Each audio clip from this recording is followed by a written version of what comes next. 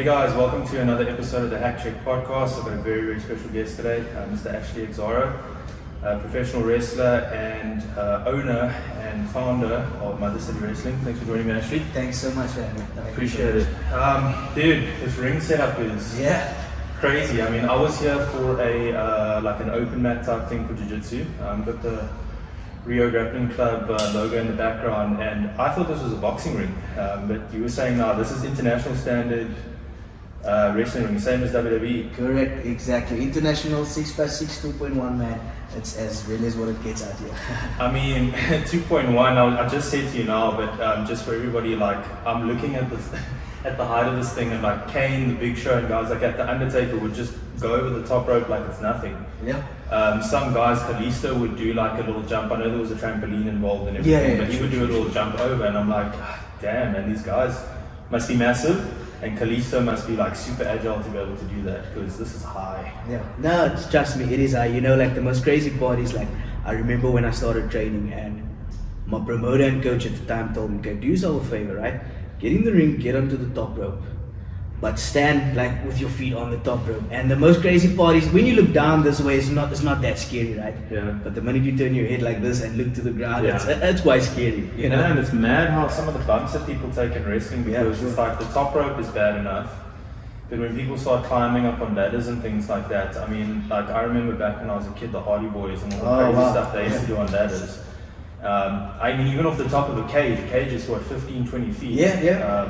It's crazy, and like I'm again feeling this ring.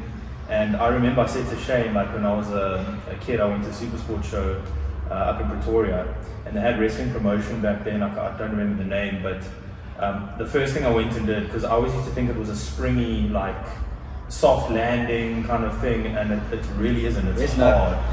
It's super hard. Is that one of the hardest things for you guys, or maybe when you started out, was taking the bumps, or? Yeah, so like I remember, so I started in this business very, very young, and I remember I was about 15 years old, or 15 years old when I had my first match, but I started training about at the age of 14. Wow. And I remember, I'll never forget, so the first day, well, the most crazy part is like this ring that we're sitting in right here. This is the ring where I took my first bump, had my first match, and I had my last match as well. So it's a very special, sentimental one. Oh, that's awesome. Where was your first match? Did you have the ring? Obviously, this ring there. So this specific ring was our training ring, and it was our match ring at the time, you know, things like that. So this is a very, like I said, it's one of my prized possessions, so to say, you know. But coming back to your question, where it's about that first bump, so I still remember the first bump I took, right? And I remember as I was, you know, getting trained, showing how it's done, and the minute I took that first bump, now look, I've been a fan about this business, I've known this business my whole life, you know. But the minute I took that bump, I remember telling myself, oh man, like John Cena, Edge, Triple H, I respect you guys so much. Yeah. Because it's not as easy as what people think, you know, it's crazy, it hurts, you know, it's quite painful. I guess we just get used to it over the years, you know? Yeah, I mean, that's what I was going to say, because, you know, taking bumps is one thing that you always hear wrestlers talk about, and that's what separates a lot of people. They think it's just a fun thing. Yeah. There's a video of Triple H, I don't know if you remember the show Tough Enough. Oh yeah, 100%. Triple H is like, take a bump, and then the guy like takes a bump, like, take a bump again, and like, take a bump again. Yeah. Just to like sort of see where the people are at, because, I mean, again, this is, I think of some of the things I used to see as a kid. You know, like, it's for our entertainment, but the guys really go through a lot. In professional wrestling, and we'll get to touring and stuff at a later stage, I think. But back to when you started, 14 obviously is very, very young to start in professional wrestling. Who got you started, or how did that whole thing come about? So like I said, I've been a fan my whole life, right? And it wasn't just a fan like, you know, on TV and things like that. I used to follow South African wrestling as well. And once I found, you know, that there was a training facility near me, or a company near me, at the time, you know, Wesley Alcatraz, he was currently wrestling for the company where I started, and my cousin joined him as well for like a small bit of time. So when I found out my cousin was training, I was like, oh man, like you gotta hook me up, you know, I've got to be in there. And yeah, man, so I started at the age of 14, I started training, and that was just the rest of my life from there, you know. That's so crazy, man. Yeah. At 14, and then you had your first match at 15. I had my first match at the age of 15. I'll never forget. 29th of September. Yeah. What was that like? I mean, I can imagine it must have had butterflies. It must have been Man. nerve-wracking, because training is one thing, but being in front of people in anything is nerve-wracking the first time. But now you've got to go and actually perform, and you've got to, and wrestling's all about emotion. Sure. So there's that added extra pressure as well. So what was going through your mind in that first match? Oh man, like it's crazy. I always tell my friends, my second half or whatever, you know, like I have elephant memory, so I remember all the emotions and the things that I went through, right? Look, one thing I always had growing up as a kid, like I love talking, and I had a lot of confidence. You know, I feel like wrestling was just molded in my life, where I remember it was like service day at school or whatever, but I always dressed up like John Cena or something like that. So it helped me a lot, you know, go through a lot of things in life. But I just feel like the emotions that went in there, I was excited, but I was yet so scared at the same time, you know. But I don't know, it just went by so fast, and it was the most crazy thing. So we have this thing in wrestling where we get squashed, right? So first match, squash match. You know, it was a squash match, but I think with my confidence and with me actually being my character at the time, you know, and just I guess for like the love of that I had for the business, the crowd actually loved me, and I never had one shot to actually drop, you know. But the crowd loved me because the Xcyro character was just this young kid that came through, but he wasn't gonna give up, man. He wasn't gonna give up. Yeah. Yeah, the underdog story. I mean, I was thinking about it again today. Like, you look at guys that are the most successful faces. Yeah. There was a whole big superhero movement, like in the 80s and to an extent in the 90s. I think with Stone Cold was a little bit more like anti-authority figure. Here we go. Yeah. But that's one way of being a face. And then another way is the underdog story. Like Daniel Bryan was a major underdog when he won the title at WrestleMania. Yeah. And it's all about emotion and creating emotion. And the underdog story is always one, like the underdog, good guy overcoming the bad guy, heel, dickhead, you know, kind of thing. Yeah. You know, so I can imagine people would have been drawn to you quite quickly. Yeah, like it was the story of, you know, like there was no age categories and whatever. Like I was literally the kid in the locker room. Like all of these men were, I'm sure if I could remember now, the youngest guy was probably about in his early 20s, and the rest were all older, you know, so I was literally the kid in the locker room. Yeah. A lot of hazing, I'm sure. Yeah, a lot of bullying a bit, a lot of picking on and things like that, but I definitely earned my respect in the locker room, you know. I never, as much as they picked on me, you know, as much as things weren't as easy in the locker rooms, but I always kept, because I knew, look, I love this business, you know, so, and I'm sure I proved my point to like a whole lot of people in the locker room. So yeah, man, and this is where I am so many years later. Was there a stage where, with all the hazing, because I mean, I've heard stories of the 80s in WWF or WWF, whatever it was called back then, pre-WWE, of some bad hazing to professional wrestlers and things like that. Was there ever a point where you thought, like, man, you know, I don't know if I want to go through this anymore, like this isn't for me, or were you always just focused on, like, this is my goal, this is what I want to do, and I love doing this, so I'm going to stick with it? So, you know, there was definitely some tough times, you know, where, because obviously I was the kid, like everyone bullied or picked on me or whatever. But so I remember, so that first day when I told you, the first day I took my bump and things like that, you know, oh man, I respect to my promoter that has, you know, been creating so much opportunities for me. But if I go back and I remember, you know, my first days, I was a chubby kid, you know, lost weight, and you know, but so I remember the time when I took my first bump. So he told the commentator at the time, like, nah, this kid is definitely not gonna make it for this business and things like that. Really? You know, I was sure. So I was a type of guy, you know, I do get offended easily, you know, if someone says hurtful things to me, whatever. But at that day I was just like, come on, Ash, like I knew how much I love this business, right? And I said, come on, I can't let anyone just tell me that this is not for me. I do feel in my heart like it's for me, right? And I worked hard, man. There was a time, you know, like in the beginning, we never had a training facility for a whole year. So that time, BlackBerry BIS, man, I was on it, you know, getting YouTube videos, making sure I educate about like myself about this business and things. Till about I started working again and shows started happening again. And next thing you know, man, with all of that hard work and not giving up, that's where I the promoter that told me he's not gonna cut it in the business, Mhm. I became his top guy. I was That's a 3-time awesome, champion, and like determined wrestling, I was putting asses to his seats. You know? That's so awesome, man. Yeah. I mean, again, it's very easy to give up in those situations. 100%. Yeah. But I think one of the things, it sounds like, I mean, did you have a good mentor that was mentoring you through it? Were you just kind of thrown in the deep end? No, so I definitely had good mentors, you know. My promoter and all of the guys like Nicholas Jonker, who's actually my head coach right now. He's been with me, you know, since that time. I've had good mentors, and once I started, you know, traveling around and mingling with the other guys from other provinces, you know, I was the kid to always like, hey man, even though I'm 5 years in this business right now, 6 years or whatever, I'm here to learn, you know, I'm here to learn. So there's definitely a whole lot of, there's special mentors like my ex-promoter, my current, you know, head coach Nicholas, who's with me right now, but I've literally picked up from everyone as I moved on. So I would say there's a lot of mentors. It's super important, man. I Very, mean, especially like you say, I mean, when you're 15, you're not even like fully developed. Exactly, bro. You know, so were you then, because you were a little bit younger and not yet like fully like a man yet, let's say, were you more kind of like a high flyer, or what was your style? Not really. So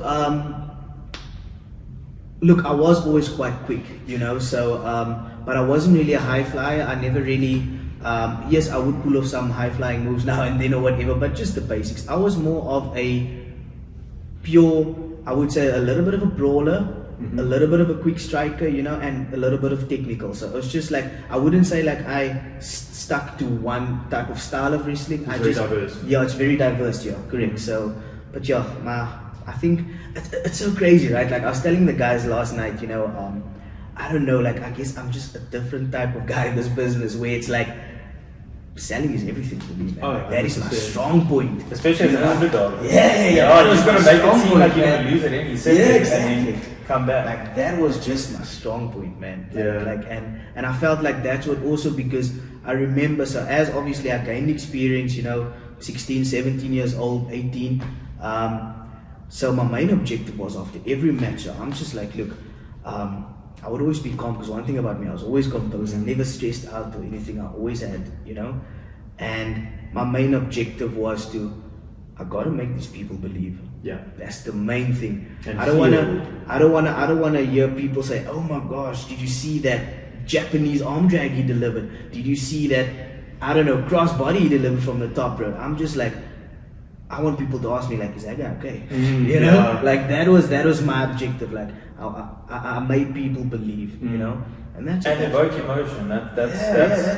I mean, that's the most important thing that a lot of people I think miss. Maybe is like, I mean, okay, I don't want to like, you know, say bad things about any international promotions, but like, or people, but like if you look at a guy like MJF.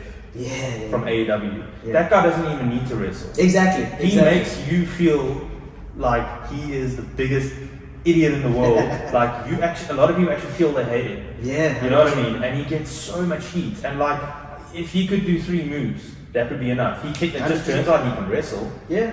But the emotion side of wrestling is the number one thing. It's like, good guy, bad guy, make people feel a certain way, evoke emotion, that puts asses in seats. Exactly. 100%. No, I totally agree with you. Like I remember, so most of my, I would say, career, so to say, I've been the babyface, and you know, closer to where, you know, I've stopped wrestling or whatever, is I had, you know, to switch to the villain, and I remember, so it was Hilton. There we go.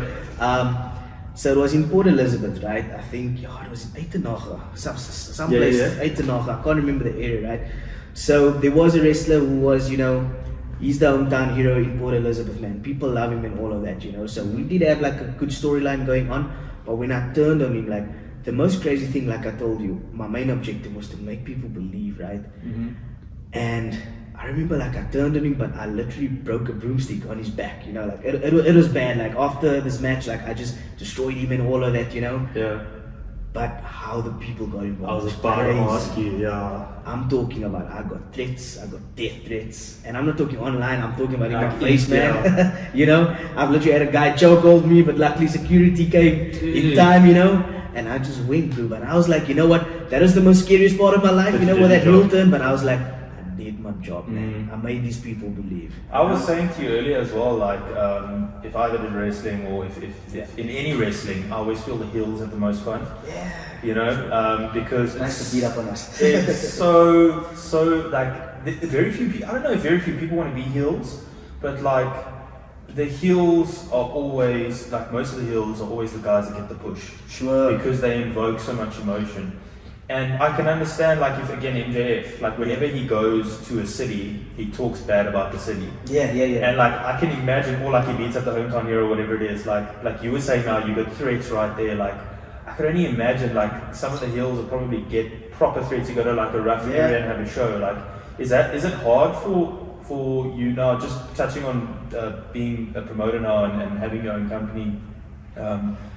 Is it hard to kind of protect the wrestlers, or I mean, have you got adequate security and that kind of thing, or is it because you've got to get heat as a heel, Of course, yeah, sure. But getting heat sometimes can lead to some hairy situations, like you say. No, 100%. So obviously, right now, man, my new role is definitely going into the promoting phase, I would so to say, and so look, I'm starting slow. I'm pacing myself. You know, I just want to do it the correct way.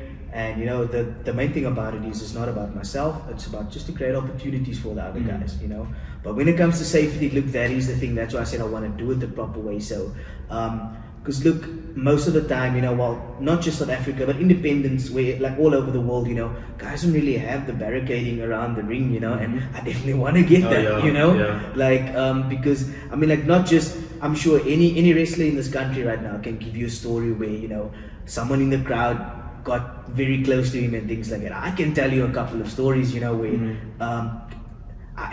when I was a babyface, even, you know, a couple of people sliding in and slapping me. You know? Yeah. Wow. 100%. So definitely security at my future events will definitely be number one, you know. But it has to be because come on, let's be real. Like, look, I'm a huge fan of Leon Schuster, and I remember Leon Schuster even saying in like this one interview where the reason why, you know, like he also somewhat retired from the street pranks and things like that because not just SA but the world's getting dangerous, man. Like, you know, so yeah, so he's taking a fair few slaps in his pranks. He's taking a fair, you know, few exactly. I just want to get back to when you started out again. So you said you started at 15, correct, and then you were a champion of the promotion at 17. At the age of 17, correct. Wow, that's a big or a quick jump up the ladder. Was that? I mean, obviously you said you had evoked a lot of emotion. Putting asses in seats. So obviously the promoters saw that that you would be a good fit to be the top guy. Sure. Again, at 17, I mean, you're probably one of the youngest like champions in professional wrestling, I believe not just so. in South Africa, but I like believe so. in the Yeah, world. I believe so worldwide. Do you know if anyone's ever been younger than you as a? I mean, that you could don't come really to mind? know. You know, things like that didn't really faze me, but I understood what it meant. You know, but yeah, it was just such a crazy experience, man. Like I never knew, you know, that this is where it was, you know, like it was gonna go in that direction. I just wanted to be here at every show. I just wanted to have a spot on the show, and I just wanted to work on, you know. So a lot has happened, you know. Like it's like I became a locker room like leader at a pretty young age, you know, as well as a champion at a pretty young age. But deep down, you know, me personally, I do feel like I did deserve it, man, because I worked hard. Like I always made sure that no one was gonna outwork me in that locker room, man. No one was gonna outwork me at training, you know. Like I was the full-on workhorse. Like I was the guy, and I feel like maybe that's why I guess it fits why I'm promoting today. Like I was the guy in charge of setting up the ring before shows and things like that, you know. I was the one loading it in, literally in my school clothes. I would be there, you know. Yeah. So it's literally just not just the love of being a performer in this business. I love this in every angle and every aspect, you know. So yeah, so I just feel like that definitely, I don't know, it's just so crazy actually that you asked me that question. It's a good question though, but like I just can't actually think. Like I remember everything just came smack on me, but I was ready for it though.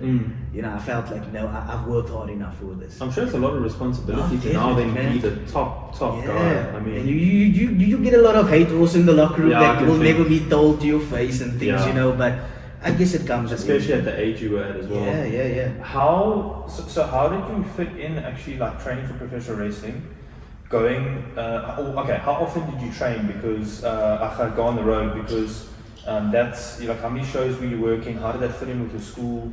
Was it tough to actually make it work? Or So, man, it wasn't too bad though, but there was times where all I know is weekends is wrestling, man. You know, and there was like a couple of shows that we would sometimes have in the week. Like I remember we had, I think it was at Worcester. I was actually speaking to the guys yesterday about it. We had the show. I think it could have been a Wednesday or Thursday night at Worcester, and I remember straight after school, my gear was packed already, and I'm out of here, you know. And I'll never forget sneaking in because it was like 11 p.m., almost 12, and my mom was ready to like, you know, give me a few whips. But it wasn't too bad, you know. But I did, I don't know, like I guess it was like I could handle it. I think I definitely could handle it. So it wasn't too bad of a schedule as well. You know, we didn't like, you know, we definitely not in the WWE guys. It was about like 300 shows a year, you know. But yeah, insane. I could manage it. And your parents, were they supportive in the beginning? Yeah, well, my mom, you know, look, my mom supports me, right? But my mom was never, she's that lady who like, no, it's violent and it's all of that stuff, you know. But later on, she definitely saw how much I love this business. And that's where she's like, oh no, it's okay, I understand. Moms want you to be happy, that's the main thing, you know. So then how many years did you wrestle after that? And what's the last time you sort of wrestled before you started City Wrestling? So 15, man, and then I think, geez, that's a good question. It could be 2018, 2019 when I had my last match, right? And so the company closed down and things like that. So look, I'm a very loyal person, so to say, you know, like I started by this company and I've ended at this company, you know. So after that I said to myself, look, I have gotten offers to obviously work by somewhere else. My promoter even set myself up with, you know, the top, I would say, you know, one of the top guys in South Africa, Steve Tornado Davis, you know. And Davis gave me a call to say, hey man, Ash, you can come work for me, you know. Yeah, like his business is open for me and things like that. And I told him, you know what, I really do appreciate that, but I just feel like that's when I was going through this whole thing of like, oh man, I gave my whole youth up to wrestling. Now I want to see if I can actually find myself somewhere else, you know, to see like how that's gonna work out and things like that. And yeah, wrong choice. Really? You know, like, did you not enjoy it? Yeah, no, I was just like, that's why I gained weight, and like even like the guys that sees me now, you know, wherever I am, like, oh Ash, is that you? I'm like, yes, it's me, bro. You know, but I guess but I stayed away for a reason, you know. I needed to find myself, and also I promised myself, it doesn't happen that it's not gonna help me wrestling for anyone else or whatever, you know. I love SA wrestling, I love all, you know, promotions and everything in wrestling, I love it, you know. But I said to myself, what can I do to contribute to SA wrestling? That was gonna be now the game changer for myself, you know. And that's why I said to myself, look, I started off pretty young, right? And I know how eager I was to learn. So I'm like, somewhere there is a 15-year-old just like me on the internet right now, where can I train and things like that. So that is the guy or the girl that I'm catering for. Because I think I'm just looking for the next me. That's all. That's awesome. Yeah.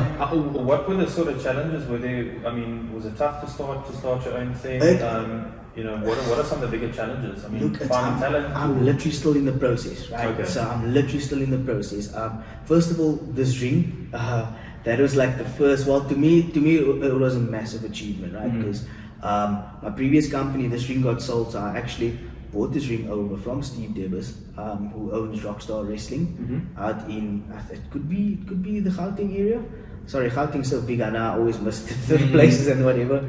But so I bought this ring from him, and I just knew, okay, look, even though at the time the ring was pretty much beat up and things like that, but this is special. I just feel like it's a special one, and it's a ring that I know, you know, from corner to corner, in and out. So this is the right move for me. And once I got this ring down here, I fixed it up, and slowly but surely I started training myself a little bit. But I was like, there's a reason I stayed a bit out of it, you know.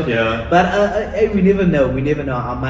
I might get back into it fully. Full of Vince McMahon and the authority figure. Something like that for now, you know, every now and then. But I think it's not about me, man. It's not about me right now. It's about for the guys, you know, like I have so much of the older wrestlers who wrestled for the same company that I did. A couple of guys maybe that's also interested in wrestling for other companies, you know, but it's just to create more opportunities for guys. That's all. I mean, like, you know, when we had PJ over here, like Nick, who's my trainer, Nick literally took mine. He's like, dude, thank you so much. Like, you know, I know we said things are gonna take time, and you know, all good things does take time. But he's like, dude, so far you're already doing so much for us that expected, awesome. You know.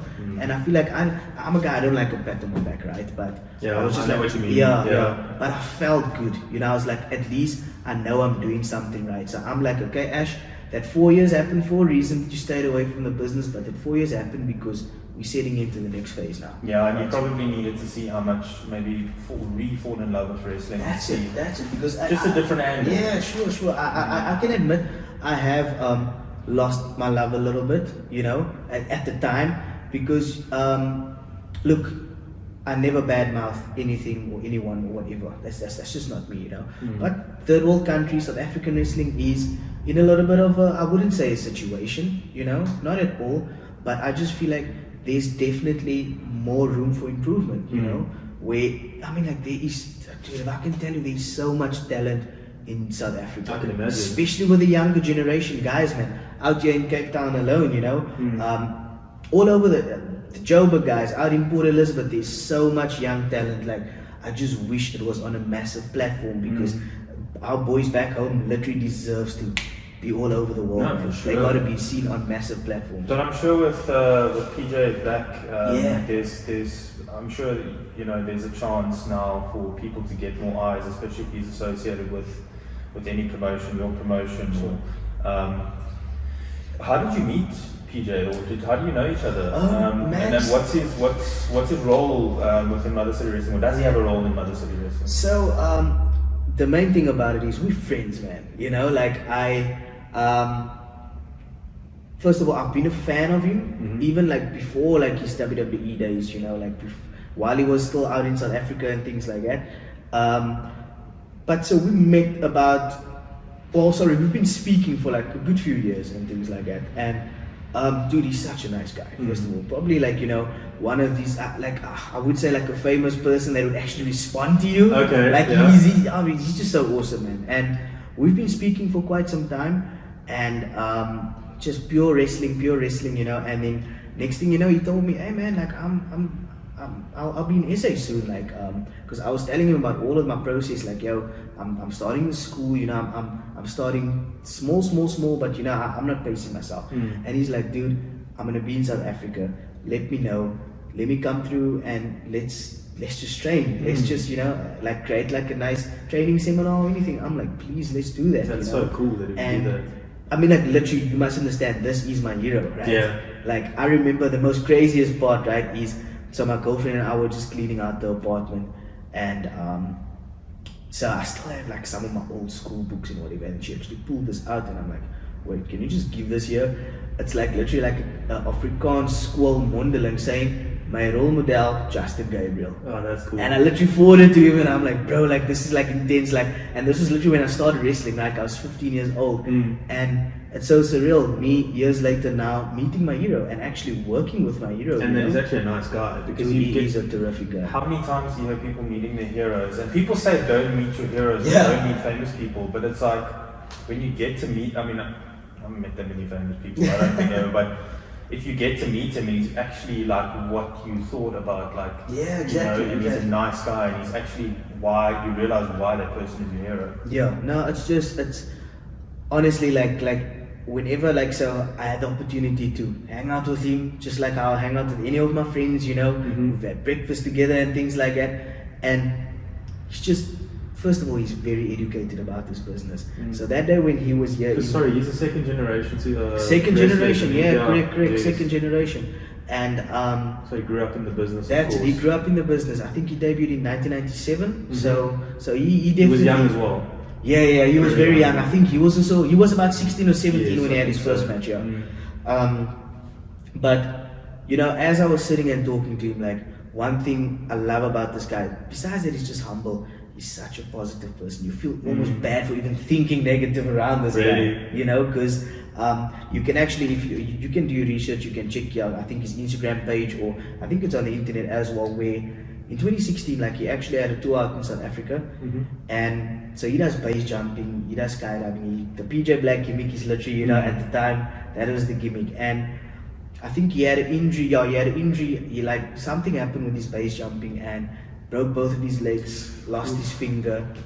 But okay, he managed to sew it up again. That was the first thing when I saw him. PJ, show me your finger. Let me just see if this thing's still here. You know? Move around and like. Sorry. And the most crazy thing is like, I felt like I'm not just learning like something that's like wrestling related from him. I'm learning like so much life lessons from him. Whereas into so after he broke both his legs, I think there's like steel plates or something in his legs, you know. He always makes this joke where he's like, oh, you should use the insecurity as his finisher now, you know. The bionic insecurity. And then I think the most beautiful part, like what we spoke about, like we love beautiful stories, like Shane's inspirational story and things like that, 100%. where he told me like, you know, doctors came up with a whole lot of pills, like heavy like pain pills and things like that, and he was just like, nope, he's not gonna do that, you know, because he's seen too much people lose their life with all of this, getting addicted to this pain pills and all of that. And he just found natural ways. It took him a year to walk again, and like he even said like he was in the pool and things like that, you know. And I mean that's it. I mean to break one leg is bad enough and both. Exactly, and he broke both, you know. And for him to actually recover that on a natural way and setting his mind proper, like that has taught me so much, man. Like it's I literally have a different outlook on life these days as well. Like about it, like he encouraged me so much in that way. And if you see that guy today, you would never say that this guy has steel plates in his legs. Oh yeah. You know that day when he was training here, you can even ask the guys, like, I was shocked. I thought I was fast back in my days between these ropes, but I've never seen someone hit the ropes that fast, eh? Dude, that guy was... He's insane. Talented, man. I mean, I He's remember when they debuted with the Nexus. Yeah, still is. I mean, I'm not saying he's not now, but like... Dude, I remember when they debuted with the Nexus and he had that... it's called the 450 Splash. Correct. Dude, it's insane. It's insane, man. And then he pinned John Cena twice, I think, when he was with the Nexus in a run, clean. Yeah. Which is like at the time was like Super Cena would never get pinned. Sure.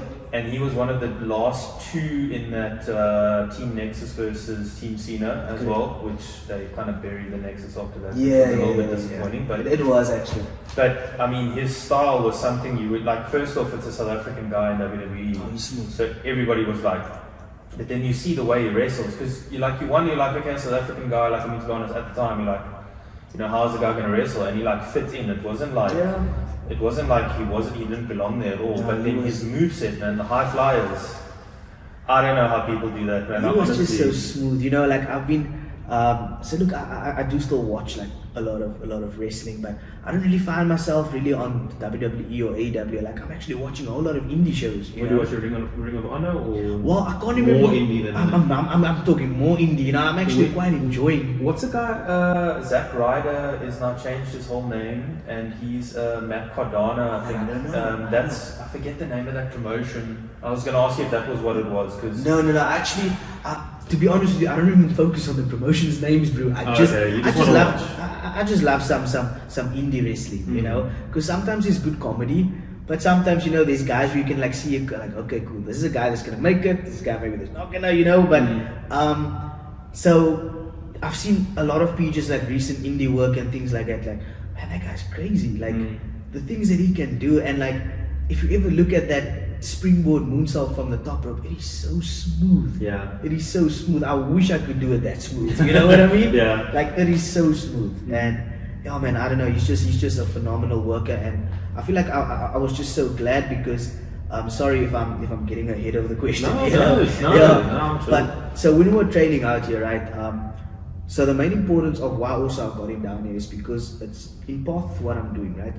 I want to educate. I want to bring new faces into the market, so to say, of South African wrestling. You know, I want to give guys the opportunity to do something that they possibly, because look, it's like every little kid's dream, you know, that we want to do, you know.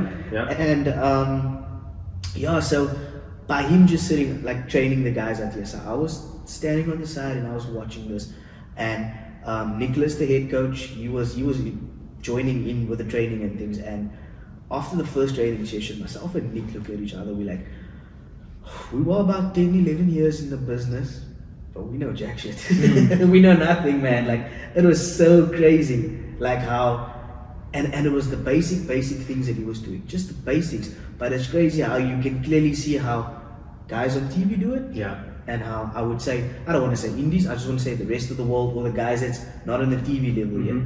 It was so crazy, man. Like, and we That learned must so be much. cool though, like to learn, because Man. life's all about learning. I mean, I'm not trying to get philosophical, but like it is literally about learning, and if you keep learning and keep learning and keep getting better, I mean, that's what it's all about. Exactly. And that is the guy, not just in the move sets or the way to wrestle and like the physical stuff, the mic work, That's it. also the pathway.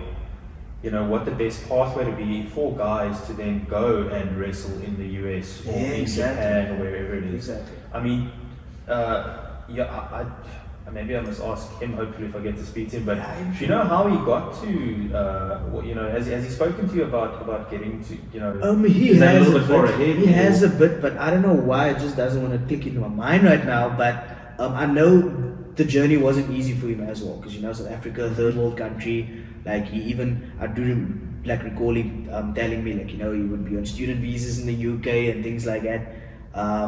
But yeah, definitely, I'm sure you'll have a chat with him. Yeah. You'll be able to ask him that question. Okay, so I'll wait for you to ask him. Yeah. So now for you, with the promotion, how big is your roster? How do you find talent? What do you look for in talent?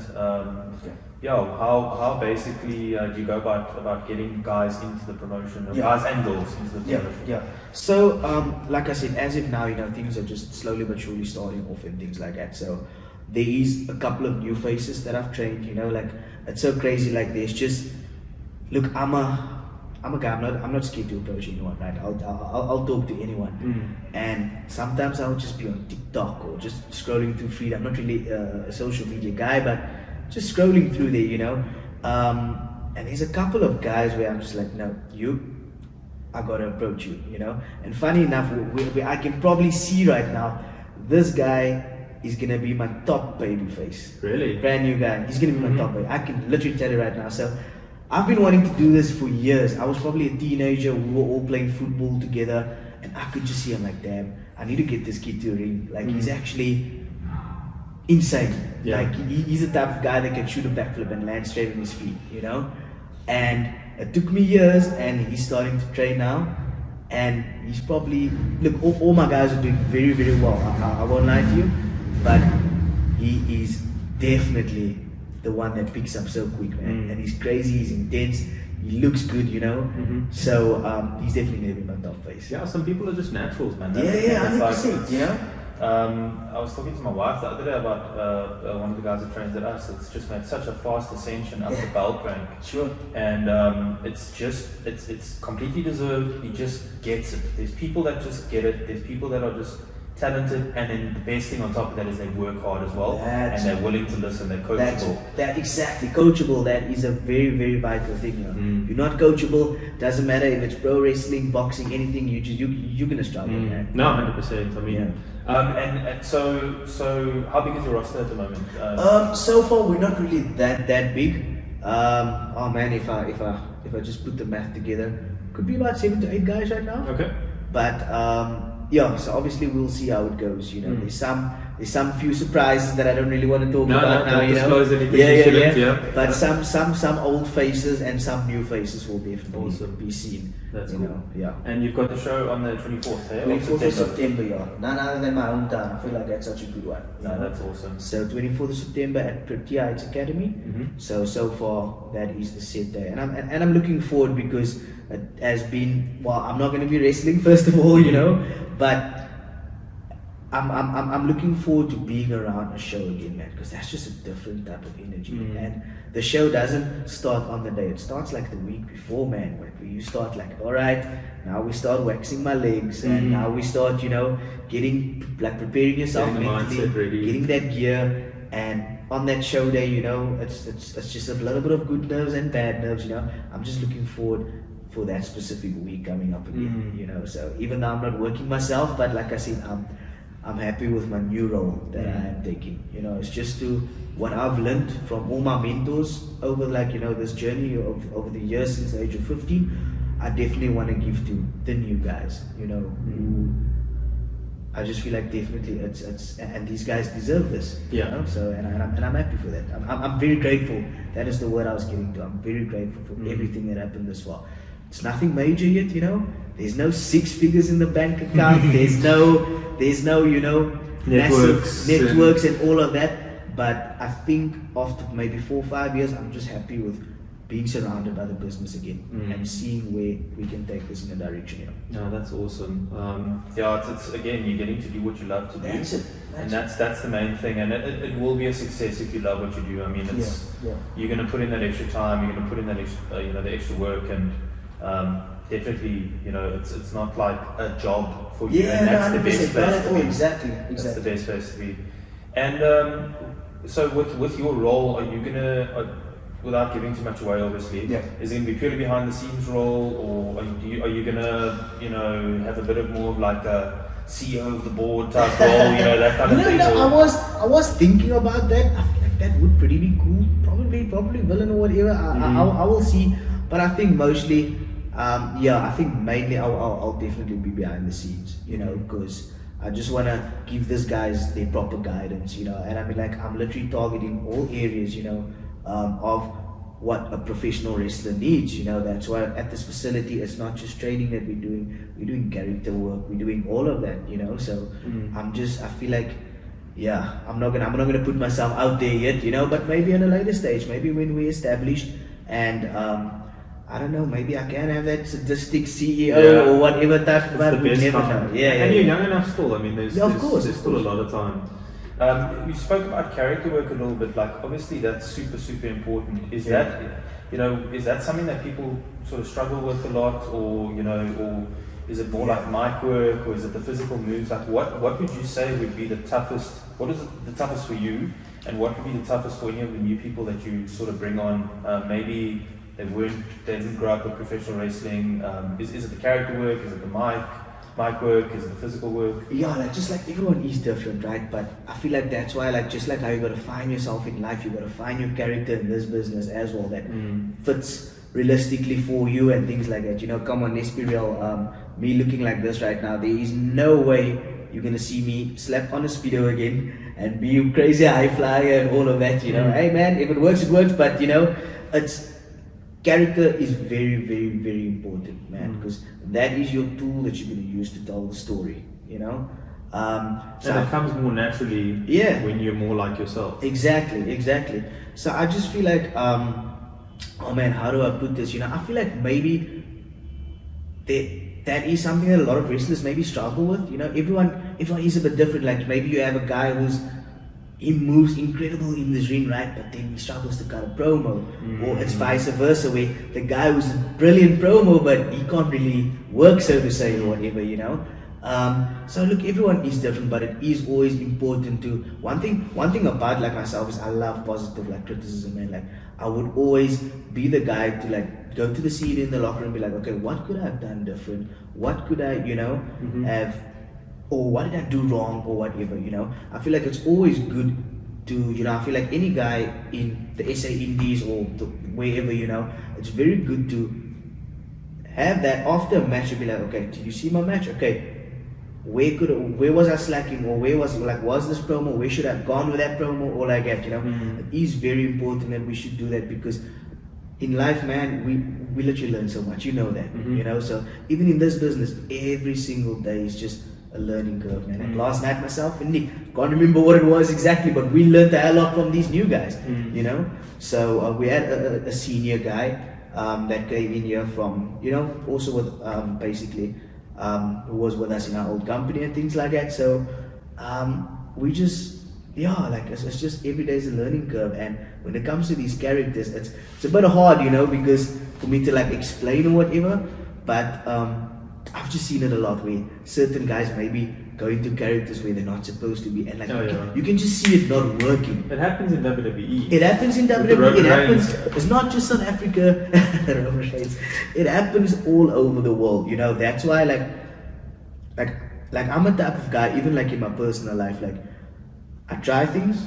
If it fails, we move on. At least you tried. At least you tried, you know, I can't remember, I think it was one of my mates that I was speaking to in this week where I said, you know, always be the person to be like, okay, this job or whatever you're applying for, because you know, like a lot of people it's just like, oh man, they first weigh up the negatives, you know, they first weigh up like why they can't do it or why they shouldn't do it. Barriers and Go try it first and then come up with, okay, why I couldn't do it. I just feel like it's so much better, and that's what I'm trying to incorporate here in as well. You know, where as in the gentleman, try things out. There's nothing wrong with trying. Doesn't work out 100%, let's move on to the next one.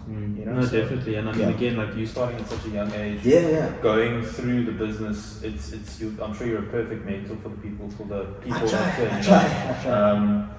I'm sure it's tough. I mean, like we mentioned Roman Reigns earlier, The Rock, Roman Reigns, guys like that. I mean, character work is so important because Roman Reigns is the top guy in professional. I don't care what anybody says. I know you got Kenny Omega, CM Punk, but to me, Roman Reigns is the top guy in professional wrestling today. And I can understand people disagree. Sure. But when they did that whole Superman gimmick with him, you know, after the Shield, where they were like he would kick out of 6 F5s and like that kind of thing, and he would like say the dumbest things on the mic, you know, and it just wasn't him. And he came back now as a tribal chief gimmick, and it's like it relates to Samoan like heritage and things like that. Head of the table. There we go. And now I'm sure they're going to build with a feud to The Rock because The Rock's supposed to be the head of that family, and it's more when it's more you. It becomes easier for the people to do things. I mean, it's again, even Stone Cold Steve Austin was the ringmaster. What was he before he became? Oh man, I actually can't remember. The ringmaster. I'm even thinking about. Do you remember how Triple H used to be? Helmsley, man. That's like, oh dude, The Rock being this like chipper baby. Yeah, exactly. And then they made him Rocky Maivia or The Rock. Oh, sorry, it was Rocky Maivia. Made him The Rock. It's like similar to finding yourself in life. Exactly. You know, very much like our character work is done. The movies, I'm sure, you know, things like that. You know, that's why when we had that conversation about Shayna, and when I even spoke to Shayna, I mean, I think a badass gimmick is 100%. Perfect for him. We're working on a couple of things with him, definitely. And how diverse is it? Is it a lot of like bigger guys? I actually saw there was a promo video. I forget the guy's name. He's got a mask. The Masked Demon. The Masked Demon. Yeah, that was. I like that promo. I like that. I mean, how diverse is the characters? Are there a couple of high flyers and then sort of like the big guys like Shane? Yes. We actually do. They are quite diverse. So we do have a hybrid high flyer type, and then we do got a powerhouse. I would say the biggest powerhouse. You know who that is. And then we do got, you know, the more or less of the cruiserweight and things like that, and a little bit of high flying, you know. I don't have too much high flyers though, but I want to, you know. But so there is at least, you know, a bit of everything so far. You know, like I said, the process is still happening. So eventually, you know, as things go on, you know, guys will come in, and that's guys and girls, 100%. Female wrestling's big. I need female wrestlers. Come on, bro. Female wrestlers out there. All female wrestlers out there, please, Bala City Wrestling. You know where to go. Yeah, first choice. Yeah, that was one of the things that I liked about. I know WWE wasn't the first to do the big push on female wrestling, but when they main evented WrestleMania the first time, that was like really, really cool because the spotlight was on them.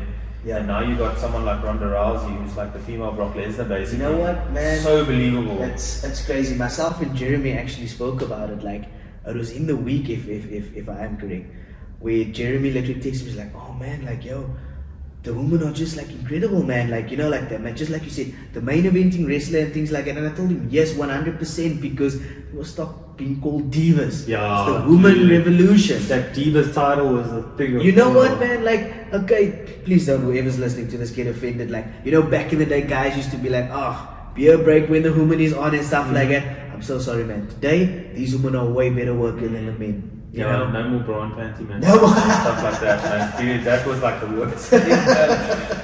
So, no, honestly, the woman, and if I am correct, man, whoever is listening to this, please drop in the comment and correct me.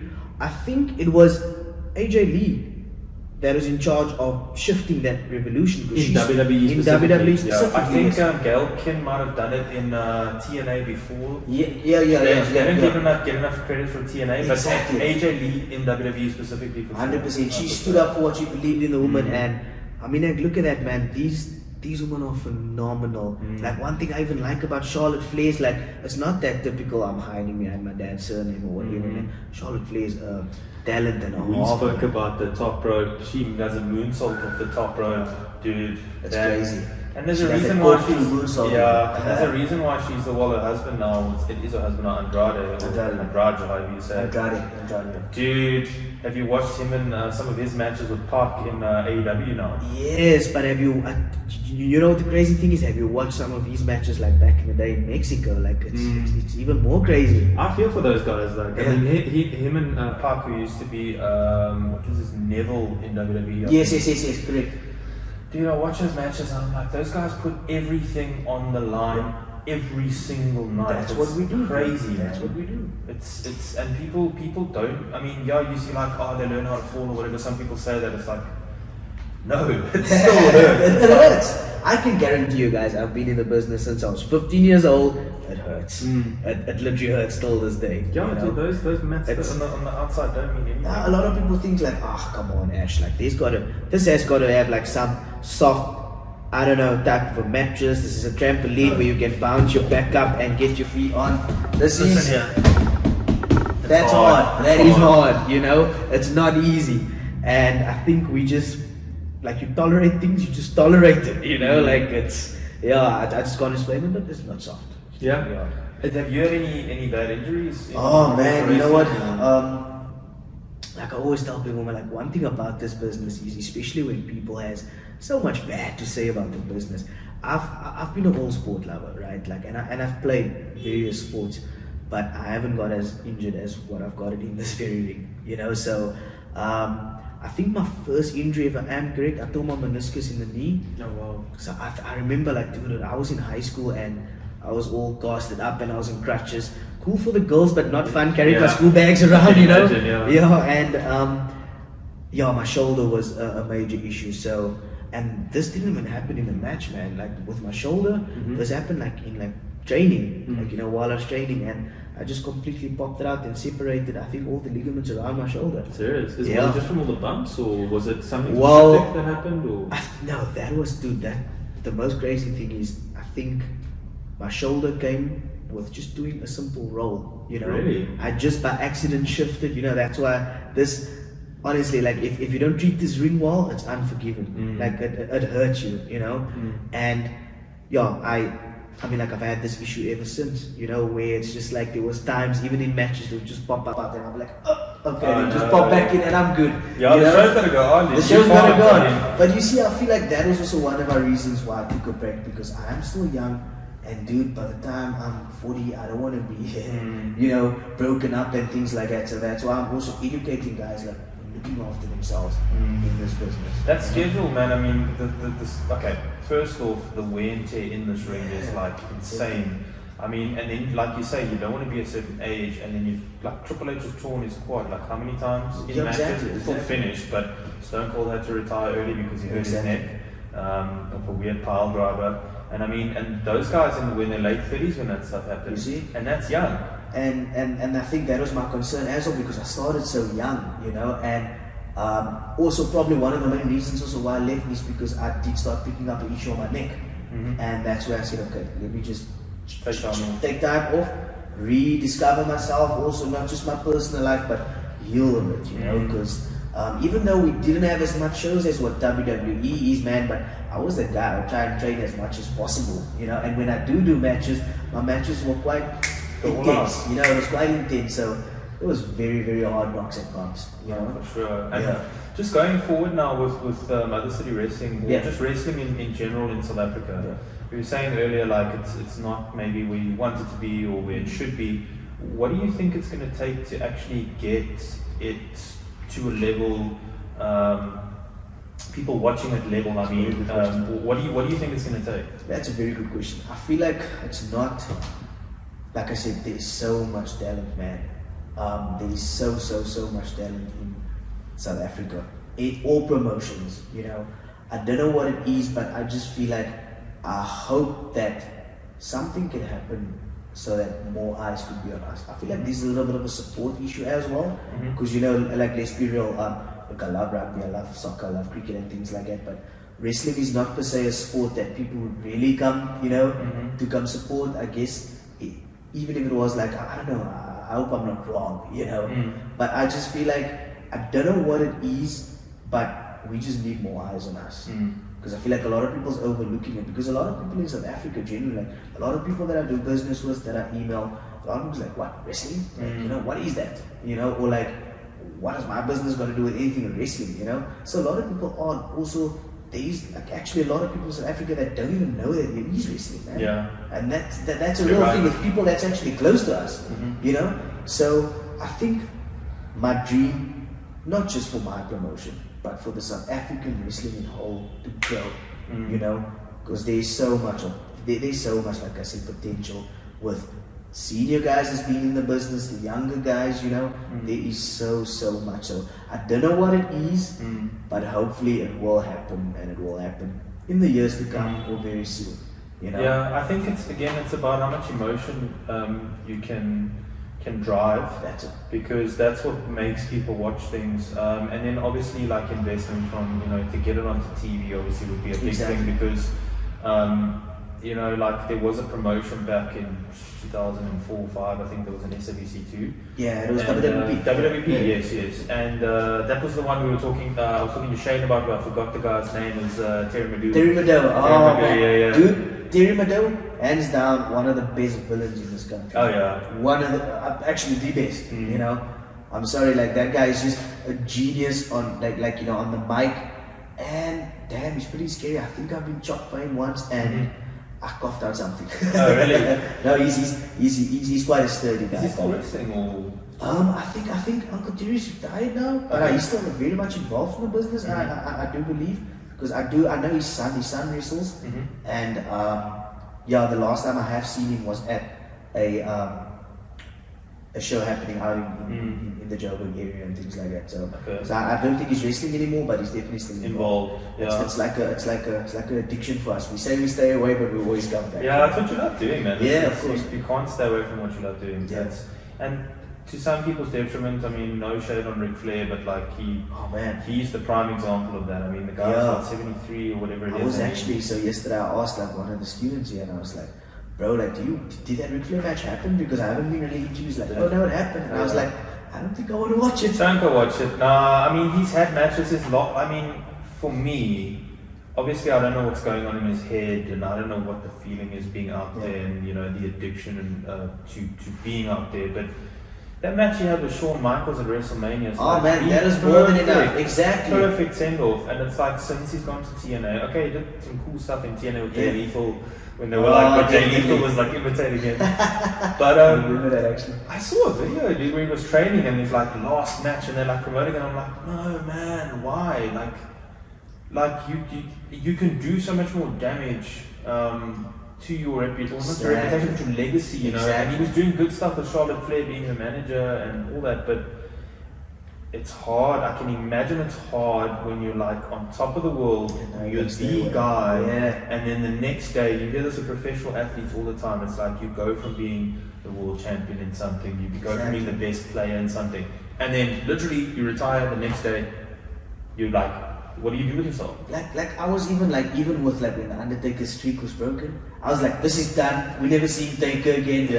Damn you, Brock, you know what I mean? But then I was like, I don't know what you feel about it, but I was like, oh man, I think, look, in these recent years, we definitely got some good work out of Taker, you know, but I was just like, I don't know, should that have been the last time we've seen Taker in the ring or not? I think it should have been, to you be know? honest. I actually, I mean, I love the Undertaker. I love that he'd only go to like WrestleMania, and he'd only wrestle like sporadically. Yeah. And it was a big deal because the streak, Undertaker, it didn't matter if he wrestled once a year or whatever it is, but I think there were some of his last matches, like again, that's the matches with Shawn Michaels and Triple H.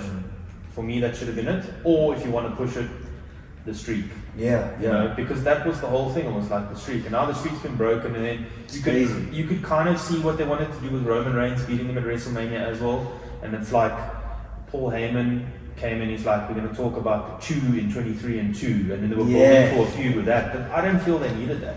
Yeah, you know? I don't know, I also felt like, I just feel like it should have stopped at the street. Because he'd been through, sorry to interrupt you, no. He'd been through injuries after injuries after injuries. I mean, like, he broke his orbital bone, and he was talking about it on the Joe Rogan podcast. Oh, wow. And like, I can't remember who it was. I think it was Viscera or somebody had broken his orbital bone, landed funny on his orbital bone, and it was literally like, if it had been a few centimeters to one side, it would have torn his eyeball. His eyeball would have come up. Oh, wow. That's why he wore that mask. I don't know if you ever saw him with that weird like Phantom of the Opera mask. When was that then? Dude, that was like mid-90s. Oh, okay, cool, Yeah. makes sense. I'm like, oh, okay, yes, I remember that mask. So if you go again and Google Undertaker mask, you'll see that it's the weirdest thing. But he just said it's like no work, no pay.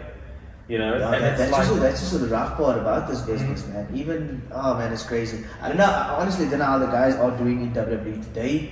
You know, I don't know if guys, if maybe they do have a bit of leeway or whatever, but that's how it used to be, man. No work, no pay, no medical insurance, no provident fund for you after this, you know what I mean? Yeah, well, they don't have a provident fund now or medical insurance. I think they're contract workers still. Is it? Yeah, I think they see them as contract workers, but even when you travel, you've got to pay your own travel. Yeah, 100%. But they get big amounts of money to do that. So I mean, they get a big bag. Yeah. You know what I mean? What do you feel now? I mean, I know you don't watch WWE, but did you see the whole thing about Vince McMahon? Oh, dude, you know what? stepping up? Like, so I don't really watch WWE because I don't really have the time to. Cause I can't do 3 hours anymore. No way. No. That's I just why watch the highlights. Excuse me. So, oh man, I don't know. I don't know what it is, you know, with that whole story of Vince and things like that. But I am so sad, actually. I just felt like that is not a send-off that he deserves. Although, I don't know, I pretty much believe, okay, Vince, you know, I don't know what you've done, but okay, Vince, you know, but I just feel like, I think I got a bit sad because that was not a send-off that Vince McMahon should be getting, man. Like, for what he's done. 40 plus years. 40 plus years, he literally monopolized wrestling in the world, you know? Like, he brought wrestling to everyone's homes across the world, you know? Like, the man who literally, I literally can't say this enough, but like, I don't know, he just didn't deserve that, you know? Although of what happened, I don't know the details. I don't know the details, I don't even bro. really want to know because I was just like, I just know 12 mil was dropped and they picked up another couple of millions, you know, but it's just crazy. I feel like that's just so sad, you know, where all this hard work, man, and I'm sure that guy, if you look at past documentaries or, I don't know if it's a documentary or I can't remember where I saw this, but like the first WrestleMania, he mortgaged his house for the first WrestleMania, you know, all the sacrifice that he put into, so. He's always behind on payments, he said, and I mean, that is all in. That's the definition of all in. That's the definition of all in, you know, and I literally, I don't know, I guess I feel bad for him, almost like I met him before. But I feel bad. But that's what wrestling is. It's like it's a part of everybody's life, whether people admit it or not. It's like in the 90s, everybody was watching The Rock and Stone Cold, Triple H in the early 2000s, and it was like, as a kid, that's what you wanted to watch. That's it. No, trust me. And like, you know, if I like think back on like how we spoke about how it gets you emotionally invested, like I still remember, man. So, okay, when I started falling in love with wrestling, you know, Eddie was my guy, man. Like I still say till this day, Eddie cannot be replaced by anyone. There's a lot that tried, but you know, Eddie can't. So when Eddie passed on, you know, I was like, oh man, okay, that was the worst time of my life. But then I started loving Batista, you know. And I remember, I'll never forget, I can't remember what WrestleMania it was, but the WrestleMania where Batista and Taker were at it, Batista was trying to end the streak. But I'll never forget the emotions how it got me as a kid. I was chilling with my Batista action figure. I was like, come on, bro, like you're gonna take the streak, you know? You're gonna take the streak. And then it's crazy to think, like, exactly, look how it got me emotionally invested, you know? And now doing it, or years later being doing it, and today gonna be promoting it, it's so surreal, bro. It's literally so surreal. But I think we were speaking a little bit about monopolies in wrestling and how WWE has monopoly. I know like now there's other promotions. There's a lot of eyeballs on like AEW, New Japan. I mean, they have been on New Japan for years. TNA actually had a good thing going, but they kind of let it slip. I think just going back to earlier when we were talking about getting people, you know, to go to that level, I think there's never been a better time than now. Yeah. With the number of promotions that there are, the diversity. I mean, even if you go wrestling in Ring of Honor, which is an indie promotion, it's still major. 100%. There's so much more opportunities popping up. Like even in South Africa, man. Like the crazy part is, like, I know, like, there was new promotions that opened up, you know, and more shows is happening and things like that. Like, that is awesome. I just feel like, I don't know, maybe it's just a healthy, or I don't know, maybe it's just wrestling's time or something like that good things are happening. Because, you know, because let's be real, like, a few years, maybe majority of the time, like, you all know, the one big league place you want to be in is WWE, you know, but now it's like there's so much options, man. It's not just America, it's New Japan, it's Mexico, you know. Like when I was talking to like PJ last time, he even said, man, it's even booming in Chile. Yeah, like, really? You know? Yeah, and I was like, because I know like he had some South American tours or something like that, or we had a few bookings that time. And I mean, like, even in Chile it's booming. I was like, wow, like, so it's like, even like the odd, like, I wouldn't say odd places, but wrestling is just popping up all over the world, man. It's just, I think it has been big, but now it's just growing. I feel like it's actually part of a cool movement right now. And I think when we were kids, we believed in everything that was happening. That's it, man. Now, as an adult, for me, I can appreciate the work that goes behind it. Okay, of course I know, like, the result is planned ahead of time, you know, and that kind of thing. But it's like, again, a guy like MJF, like, the way he can just get a crowd going is just, it's insane. And I think a lot more people are starting to really, it's kind of like when the UFC started. If I can draw a parallel, it's like when UFC started, people just want to see knockouts. Exactly. And now people are watching UFC and then boo when the people go and do jiu-jitsu on the ground. And now people are watching it and they're like, oh man, he's defending this choke. Oh, this guy needs to do. There's like a much more appreciation for it. Exactly. As it grows. Dude, I don't know if you remember, man, but WWE crowds were wild back in the days. You know, it was like the posters and all that. Like, it was insane. I wish they brought that back, man. Oh man, like, you don't understand. Like, I literally miss it as well. Like, I feel like the era that, like, I would say I was attitude, ruthless aggression, man. It was like my time of growing up and things, and I just loved it, man. It is so intense, and the level of talent that, you know, they used to have there back in the days, like, oh man, like, you got Rey Mysterio. Dude, John Cena was the US champion. US champion, and now you look at it, it's like, okay, they're trying to bring the US championship back to like an esteem, you know. Exactly. But it was like, you do US championship, then you do like, okay, you never won the Intercontinental Championship, but it would be like the next belt, and then you're ready for the big belt kind of thing. Right. It was so much prestige. Not that there isn't now. But No, but it's just crazy. But although, I don't know, let me ask you a question actually. Go for it, like, do you also see or feel that the product has changed? You know, like, what do you feel about today's wrestling compared to, you know, like? Yeah, I mean, I know, the product has changed, man. Yeah, so I stopped watching wrestling, I think a couple of years back, and then I started watching again because I got so fed up with with the product, you know.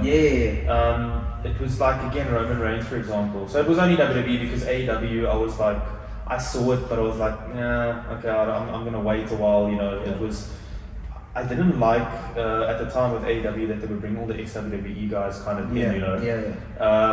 And then I started talking to a friend of mine. He's like massive fan of wrestling. Like, he literally watches that promotion I told you about the other day. I can't even remember. He buys the pay-per-views for that. He buys Ring of Honor pay-per-views, New Japan. But then it got very stale for me. And then my favorite wrestler was Bray Wyatt turning to the Fiend. Oh yes, I don't know if you saw his work. So cool. Yes, Yeah, and then I started watching again, but then they just buried him, dude. It was like he'd kick out of all of that stuff against Seth Rollins in the Hell in a Cell match. But then he would get pinned with an RKO. Yeah, exactly. And then, but at the same time as that was happening, I was kind of like going off, and then I was watching a bit of AEW because MJF was there. When Adam Cole came in, it was really man, cool. That's my guy. I love Adam Cole. But it's I don't think there'll ever be an era like the Attitude Era. 100%. And I think the problem is for me specifically, growing up in the Attitude Era and even the Ruthless Aggression era that you mentioned. Those are the two. I mean, Hulk Hogan had his era, the Rock and Wrestling era. But there will never be an era like that. I mean, a guy like Stone Cold, he's still the last WrestleMania. He's been retired for how many years? He still gets the loudest pop of anybody. Exactly. It's amazing. Stone Cold is definitely your number one pop guy. And that's the problem for me is like I've already seen the top era. Yeah. It's hard. Yeah. It's harder to get invested. But then you've got a guy like Brock Lesnar who's legit in fighting in the real world. So I like watching that. And then you've got that tribal chief gimmick. Yeah. Of Roman Reigns. Yeah. So I watch that, but again, I don't sit and watch 3 hours. I can't do that. Yeah, no, I can't as well do that. Even though it's on Supersport, I can't do that. Yeah. So I'll go watch the highlights on the YouTube channel most of the time. Yeah, same here, exactly the same here, bro. Like I don't have the time anymore, but also I don't know. It's just like even like the last time when I was like, well, it wasn't live or anything. But I was just catching up, but it was a couple I had to fast forward. You know what I mean? Yeah. I felt bad. The film matches. Yeah, exactly. Like I just felt bad. But yeah, man, I don't know.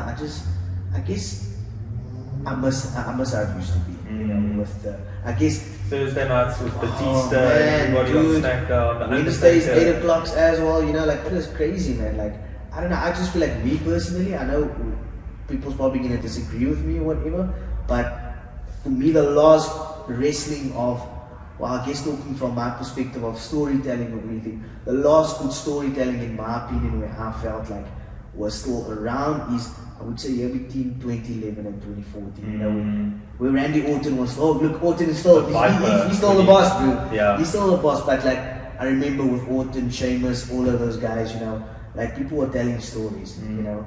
Orton was evil, dude. No, he's still evil, dude. He's still evil. But back then it was like he had big black pupils, like he was literally like he was punching people in the head and stuff, and that was so believable. But you see, that's the people legit hated Randy Orton. Yeah. That was how good he was with getting his character over. Yeah. You know, I mean, like one thing about it, like if like actually if any of my students ask me or whatever, like, oh, like who can I give them example of when it comes to characters? Go look at Randy Orton.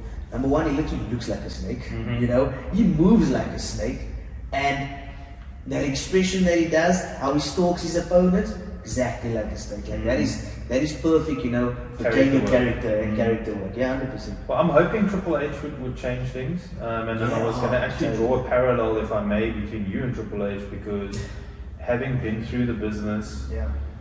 Now it's like a reinvigoration. I hope for WWE, because it's the stuff you know works. You know, like having done matches, what invokes emotion, like what stuff is like flippy stuff is cool. Like don't get me wrong, like off the top rope and high flying, but if it doesn't invoke emotion, it's pointless. And I think you having gone through that, you already are going to be the South African, let's call you the South African Triple H, because you know, thanks. You know, like having been through that and actually having, I'm sure other promotions have wrestlers, maybe that are running promotion, but being able to like you said, you put a lot of asses in seats, so you know what it takes to actually get it there. So exactly. I'm pretty sure, you know, it's only a matter of time before things start to take off. Dude, I'm positive, and I'm not rushing myself, so I'm taking it step for step because I love doing things the correct way, you know. So, but yeah, 100%. I think that is a very important one, as into like when you gave the comparison, like, you know, being in the business, so you know what, you know, gives the people that emotion and all that. Because I've literally seen it, man. Like not just guys all over the world, not just guys in SA. Like I've literally seen it where the crazy guys with the moonsaults and everything, you know, like everything happens, and then people's like, okay, cool, that was cool. You know, I like that. You might get an O, but you know what's crazy is the guys that more focuses on getting that story across. Those are the guys that where crowds is like, oh man, you left me shocked. You know, like I've literally seen it. I've literally seen a crowd pop for an uppercut that was solid. Then someone popping for like a split leg moonsault, whatever, you know what I mean? I've literally seen that not just in South Africa, not just on TV, but literally all over wherever I see wrestling. I see that a lot. You know, I feel like that's where guys need to focus on. We need to tell the story, and you gotta tell the story. You gotta make them believe, you know, which has always been my main objective. Yeah. And everybody has their role, because, like, again, good guy versus bad guy. Yeah, of course. Getting your heat as a heel, yeah. which I still think. I mean, I'd love to be a heel again, like I said, but I'd be scared to get heat in South Africa. I think I should just talk to your wife. You're gonna start training. Yeah, we'll see. We'll see. I think before we wrap up, I mean, have you got any last words for everybody at home? Or just some final words, some final thoughts. I would just say first of all, man, like sky is literally the limits. Like for especially the younger guys. Actually, there's no age to this. Even if you're 50 and you want to start dreaming again, man, do it, because I literally came from just dreaming, man. Like it's like I don't know, like. My whole life I've just dreamed about being in the wrestling business first of all, and I wrote on a school wonderland that about my hero, and look where I am today. It's not about 6 figures, guys. That's one thing. It's not about 6 figures. 6 figures will come, or whatever is gonna come. It's just don't be afraid to dream big, man. Like it's so crazy. Like I can't even get it across, but.